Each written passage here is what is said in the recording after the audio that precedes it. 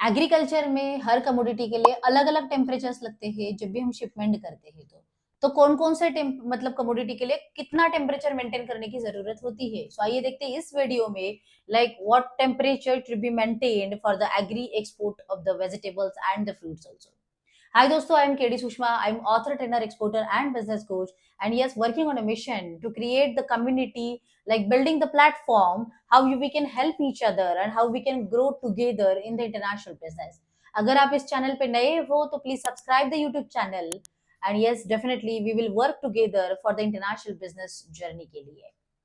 Agree exporter में मतलब agree export करने में पहली चीज बहुत इंपॉर्टेंट है ना कि बहुत सारी चीजों का हमें ध्यान रखना पड़ता है ताकि डैमेजेस ना हो, ताकि लॉसेस ना हो। और हो सकता है कि एग्री की कमोडिटी पेरिशेबल होती है तो उसके लिए बहुत सारी प्रिकॉशन रखनी पड़ती है।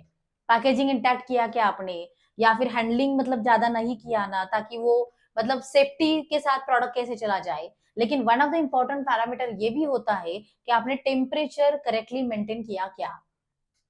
तो जब भी हम एक्सपोर्ट शिपमेंट करेंगे वाया सी, जब कंटेनर जाता है तो एक तो एग्रीकल्चर गुड्स के लिए मेजॉरिटी तौर पे रीफर कंटेनर ही यूज किया जाता है।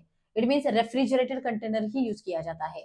तो रेफ्रिजरेटेड कंटेनर में आपको, जैसे हमें फ्रिज के बाहर के साइड पे अगर जब भी देखते हो कि टेम्परेचर मेंटेन करने के लिए वो मशीन लगाई जाती है, वैसे कंटेनर में, रीफर कंटेनर में वो मशीन का सेटअप होता है। इसके वजह से उस कंटेनर में आप प्लस माइनस तक टेम्परेचर मेंटेन कर सकती हो।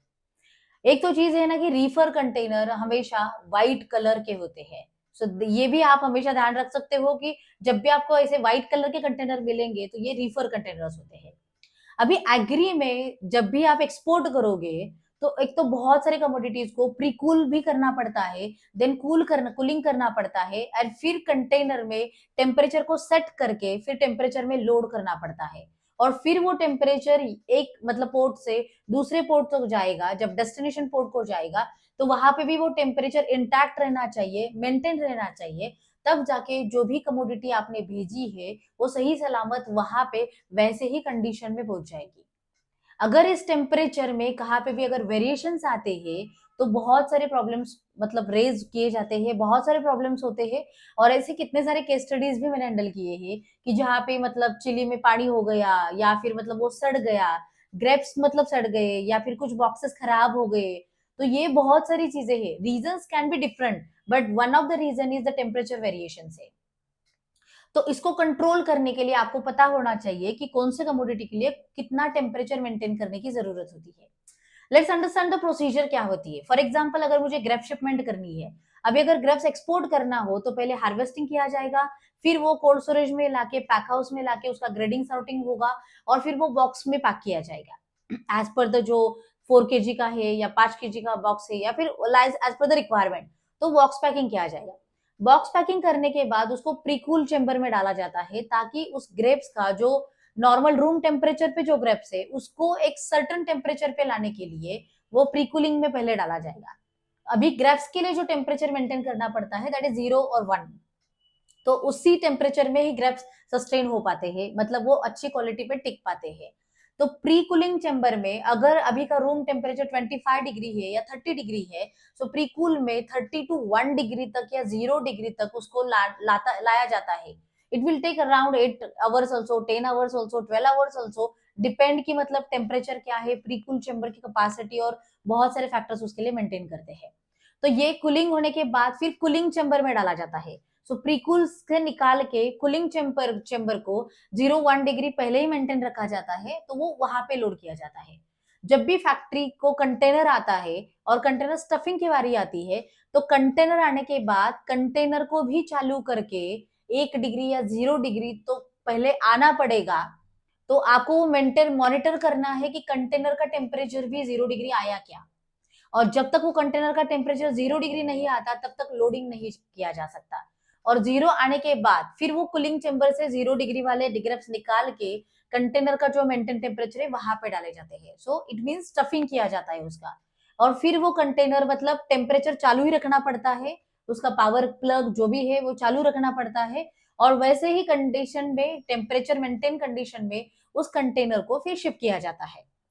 जब भी वो शिपमेंट जो है नेक्स्ट डेस्टिनेशन पोर्ट पे पहुंचेगी, तभी वो टेम्परेचर मेंटेन मॉनिटर किया जाता है कि वही टेम्परेचर कंटेनर का है या नहीं।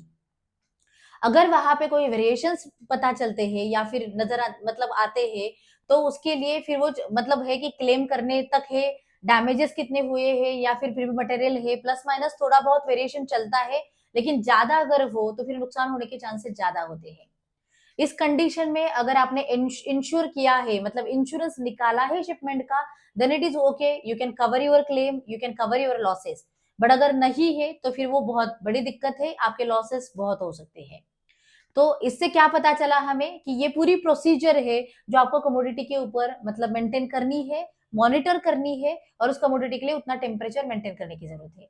सो ग्रेप्स के लिए 0 to 1 तक चलता है। ओनियन अगर एक्सपोर्ट कर रहे हैं तो 13 डिग्री तक मेंटेन किया जाता है।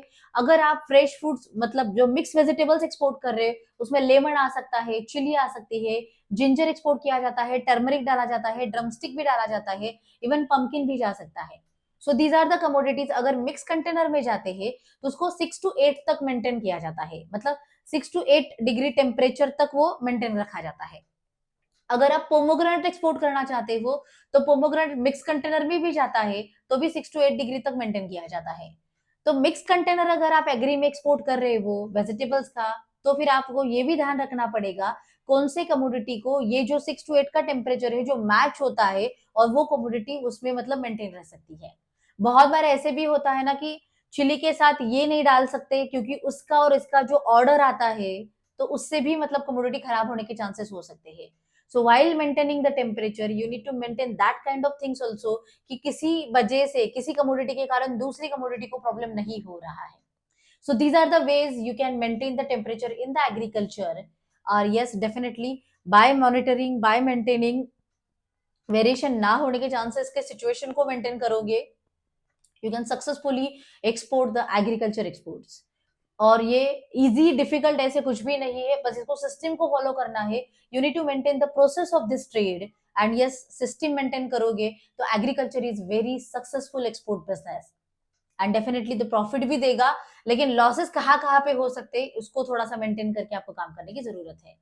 Yes, definitely go ahead in that. And if you want more about this export import business of the agriculture specially, I have written one practical book, complete guide on agriculture export, which is available on the website KDSushma.com. So you can order your copy, complete guide on agriculture export for the fresh fruits and vegetables.